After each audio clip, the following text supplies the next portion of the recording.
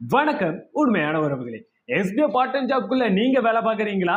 உங்களுடைய கேள்விகளை உங்களுடைய அப்ளைனர் கிட்ட கேட்க முடியலையா? அவங்க உங்களை கைட் பண்ணலையா? கமெண்டர்ஸ் கிட்ட நீங்க தனிப்பட்ட விதத்துல மெசேஜ் பண்ணாலும் உங்களுக்கு தாமதமான ரிப்ளை வருதா? இதற்காக எஸ்பிஓ ஒரு 3 வாய்ப்புகள் கொண்டு வந்திருக்காங்க. அந்த 3 வாய்ப்புகள்ல உங்களுக்கு இருக்கிற கேள்விகளுக்கு உடனடியா பதிலும், உங்களுக்கு இருக்கிற டெக்னிக்கல் பிரச்சனைகளுக்கு உடனடியான தீர்வும், உங்களுக்கு இருக்கிற கம்ப்ளைண்ட் எதுவா இருந்தாலும் நேரடியா எஸ்பிஓ அட்மின் பார்வையில கொண்டு போற மாதிரி 3 வாய்ப்புகள் கொடுத்திருக்காங்க. அந்த 3 வாய்ப்புகளும் ஒவ்வொன்றும் ஒவ்வொரு வாய்ப்புகள். அதை எப்படி பயன்படுத்தணும், எதற்காக பயன்படுத்தணும்ங்கிறது தான் இந்த வீடியோல நான் உங்களுக்கு மிக தெளிவான விளக்கமா சொல்ல போறேன்.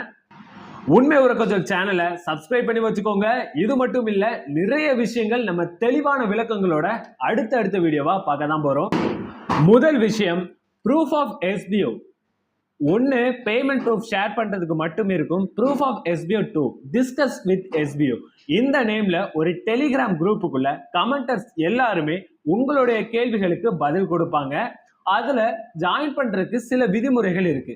இப்போ நீங்க சேல்ஸ் டீம்ல பர்ச்சேஸ் பண்ண நபர்கள், புதியதா ஜாயின் பண்ண நபர்கள், இப்போ டாஸ்க செஞ்சுக்கிட்டு இருக்க நபர்கள் மட்டும்தான் ப்ரூஃப் ஆஃப் எஸ்பிஓ குரூப்புக்குள்ள இணைஞ்சு அவங்களுடைய கேள்விகளை கேட்க முடியும். அந்த மாதிரி நீங்க இன்னும் வர கண்டென்ட் ஷேரிங் டாஸ்க்கை நீங்க பண்ணிக்கிட்டு இருக்கீங்க. அந்த ப்ரூஃப் ஆஃப் எஸ்பிஓ குரூப் எங்க இருக்குன்னு தெரியலனா நான் சொல்ற மாதிரி ஃபாலோ பண்ணுங்க. டாஸ்க் இன்ஸ்ட்ரக்ஷன் போங்க, கண்டென்ட் ஷேரிங் இன்ஸ்ட்ரக்ஷன் போங்க, அப்படியே கீழே ஸ்க்ரோல் பண்ணிக்கிட்டே வாங்க.